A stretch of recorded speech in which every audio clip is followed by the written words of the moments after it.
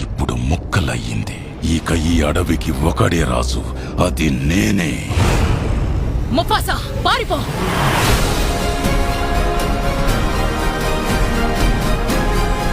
మనం ఒక్కటిగా పోరాడాలి. పోరాడితే పోతాం.